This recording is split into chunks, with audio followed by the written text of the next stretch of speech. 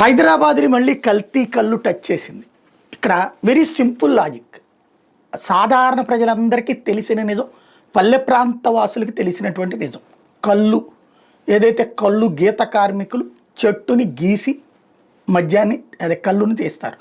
ఇది చెట్టు దగ్గర నుండి 6 గంటల లోపు, చెట్టు నుంచి తీసాక 6 గంటల లోపు మాత్రమే దాంట్లో క్వాలిటీ ఉంటుంది.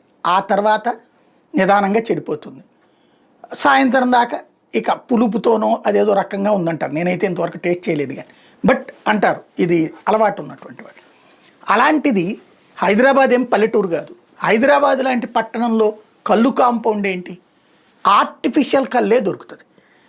అది తాగే ఈ లిక్కర్ కంటే అది తాగడం ఇష్టమైన వాళ్ళు అది తాగుతారు, రేటు తక్కువని ఈ టైప్లో. లేదా కళ్ళు కాంపౌండ్కి వచ్చి చీఫ్ లిక్కర్ తాగేవాళ్ళు ఉన్నారు.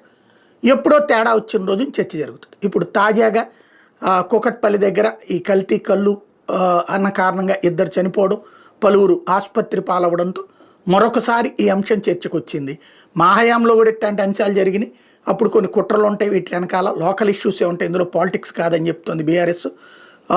ప్రభుత్వం మీద ఏం అటాక్ చేయట్లేదు. ప్రభుత్వం దీని మీద ఆ 3 కాంపౌండ్లని సీజ్ చేసి విచారణ ప్రారంభించింది.